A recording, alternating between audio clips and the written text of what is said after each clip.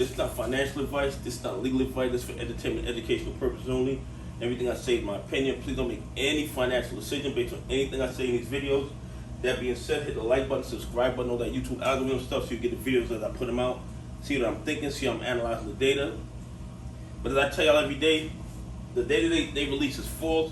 It's meant to give us a false narrative of the market, to keep us off balance, mess with us psychologically, so we can make bad decisions.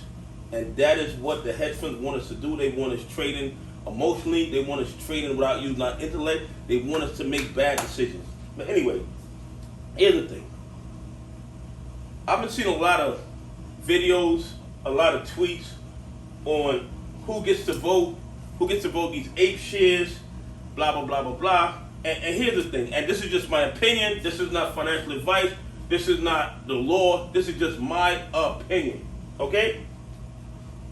First of all, let's take APE and AMC out the picture. Let's just talk about who gets to vote any shares in any company. You have the original owners. Starting screensaver. Now, these owners, they own the shares, and they want to vote their shares. But a lot of times, what happens is the brokers are lending the shares to the shorters. And sometimes the original owners don't even know their shares are lent. And that's when the problem comes in. Because the brokers are lending the original owner's shares to the brokers, and the brokers then sell the shares into the market. So now you got the original owners thinking they have voting rights. Then you have the people who bought the shorted shares who think they have voting rights. And that's why you see a lot of problems with the voting proxies. Because you have the original owners, say you got 100,000 shares. So you think you have 100,000 worth of voting proxies. And then you have the shorters who bought the shorted shares, and they think they have 100,000 shares of voting proxy. But in fact, they don't. So a lot of times when they have these shareholders meetings, you might have 100,000 shares in your account, but then you get a voting proxy for 40 shares or 50 shares or maybe 1,000 shares. And the reason that is because you are either holding counterfeit shares or you're holding shares that belong to somebody else. But the shorters don't tell you you're buying shorted shares that have no voting rights. They don't tell you that.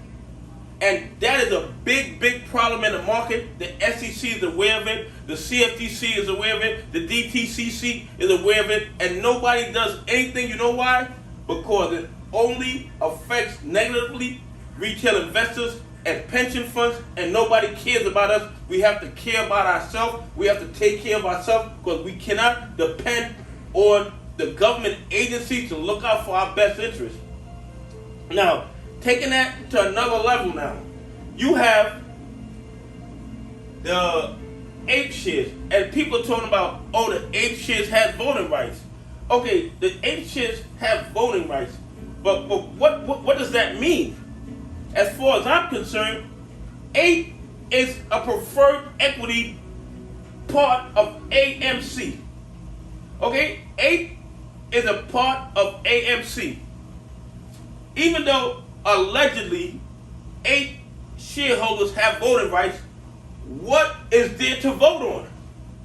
There is nothing to vote on. There's nothing of any value that an 8 shareholder can vote on.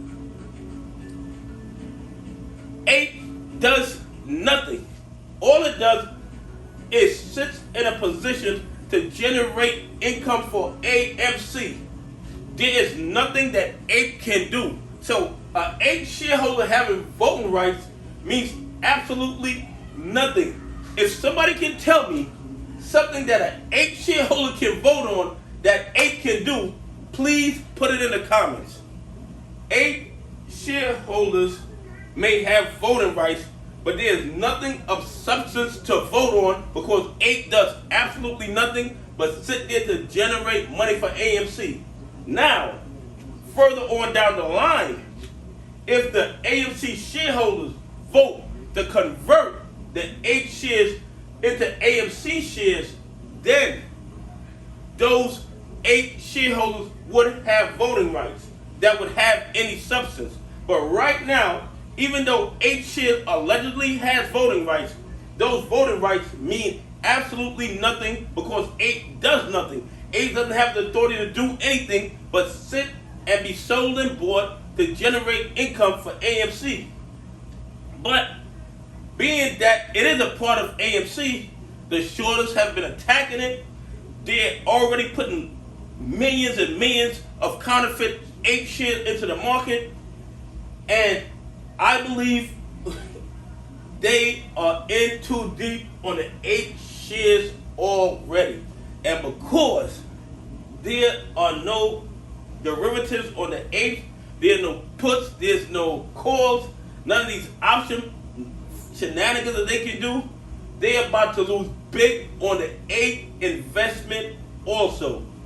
Anyway, hit the like button, subscribe button, all that YouTube algorithm stuff, and tell me what you think about 8 shares. Even though they have voting power, there's absolutely nothing that they can vote on because 8 does it, nothing at all. Anyway, have a great day. God bless. I appreciate y'all on this journey with me.